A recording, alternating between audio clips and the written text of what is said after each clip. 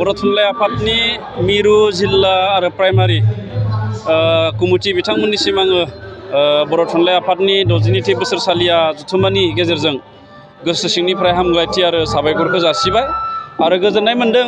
बर' थुनलाइ आफादा दिनै 62 बोसोर जाबाय खुंथाय आफाद खुंनाया आरो बर' थुनलाइ आफादखौ जि थांखि आरो नोजोरजों दानानै खामानि मावजेनदोंमोन आरो दिनैसिमबो बर' थुनलाइ आफादा बे थांखि आरो नोजोरखौ लानानैनो खामानि मावगासिनो दङ। जोंनि बर'नि राव थुनलाइ गासैखौबो फेहेरनो फोजौनो आरो बेखौ बुहुमाव मुलुगनां खालामनो थाखाय जि खामानि मावनाय बे खामानि मावनाया सोलिगासिनो दङ आरो दिनै आं गोजोननाय मोन्दों। बर' थुनलाइ आफादनि बे 62थि बोसोरसालिया जथुम्माजों लोब्बा लाखिनानैनो हारिमु आयदाखौ बिथांमोना सोफादेरदों आरो बे हारिमु आयदायाव बर'जों लोगोसे गुबुन गुबुन हारिनि हारिमुखौबो दिन्थिफुंनाय बे मोनसे हाबाफारिखौ लादों आरो बिनि गेजेरजों आं फोथायदों जोंनि गेजेराव गोदान गोजाम जायफोर हारिमु सिबिसुला बा हारिमु अनफावरि बा मोसाखावरि बा मेथाइ खनगिरि बिथांमोना थुलुंगा मोनगोन आरो बिनि गेजेरजों जोंनि हारिमुवा जौगानो थाखाय खाबु मोनगोन। जोङो हारि हिसाबै थांनानै थानांगौब्ला से नम्बराव जोंनो राव नांगोन आरो रावखौ फोथांनो थाखाय जोंनो थुनलाइ नांगोन। थुनलाइखौ फोथांनो थाखाय जोंनो बिजों नांगोन जाय माने फरायसालियाव सोलोङो जोङो बे बिजोंखौ नांगोन। बेजों लोगोसे जोंनो गावनि हारिखौ सिनायथि होनोबा हारिमुखौबो जोंनो नांगोन।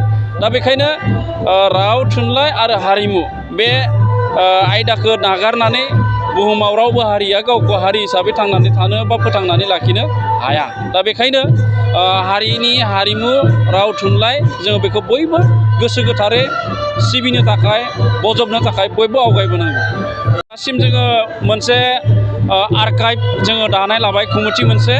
जोंनि गेजेराव गोबां मेथाइफोरा दिनै गोमालांनो हमबाय, गोबां मोसानायफोरा गोमालांनो हमबाय, लोगोसे जोंनि हारिमुआव माखासे दामजुजो दामनाय आइजें बेफोरबो गोमालांनो हमबाय। दा बेखौ जोङो बुथुमनानै दोननो थाखाय जोङो आर्काइभ मोनसे कमिटि जोङो दादों। बे आर्काइभआवनो जोंनि मेथाइ राव माखासे जोंहा गोजाम माने मेथाइफोर जिफोर दङमोन लिरनायानो होन खननायानो होन आरो जोंनि माखासे हारिमुआव बाहायनाय जिफोर दामजुजो बेफोरखौ जोङो बे आर्काइभआव दोननो थाखाय जोङो राहा लादों।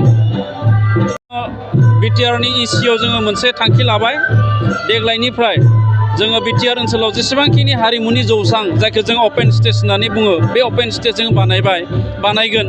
बेखौ जोङो जोहोलाव नीलेश्वर ब्रह्म बिथांनि मुङै जोङो दोननाय जागोन। क'क्राझाराव बानायो, अदालगुरियाव बानायो, तामुलपुराव बानायो, चिराङाव बानायो, बाक्सायाव बानायो, गासैबो बे स्टेजआ अपेन स्टेजआ मोनसेयानो जागोन आरो नामा बा मुङा जोहोलाव नीलेश्वर ब्रह्म जौसां बेबायदि दोननो थाखाय जों थांखि लानाय जाबाय। बङाइगाव मेरिडियान किया मटर्स श'रुमा नोंथांनो लाबोदों गोदान अफार।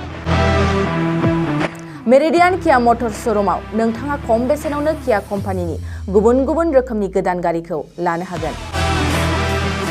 बेजों लोगोसेनो बे श'रुमाव जेखिजाया कम्पानिनि गोजाम गारिखौ सोलाय सोल' खालामनोबो हागोन। दासान्दि बे अफारा सोलिगासिनो दं आरो फैगौ 28 फेब्रुवारिसिम बे अफारा थागोन। मेरिडियान किया मटर्स श'रुमा सा बङाइगाव साफागुरि र'ड आगराला देहा फाहामसालिनि साखाथियाव थानाय महामाया हटेलनि अपोजिट साइडआव दं। बे अफारखौ मोनफुंनो थाखाय नोंथाङा अनलाइनबो बुकिं खालामहरनो हागोन। लोगोसेनो गोबां मिथिनो थाखाय थोंजोङै 7099003414 नङाब्ला 8822790662 जानबुं अनजिमायाव जगाजग खालामहरनो हागोन आरो बङाइगाव मेरिडियान किया मटर्स श'रुमाव थांनानैबो नायनो हागोन।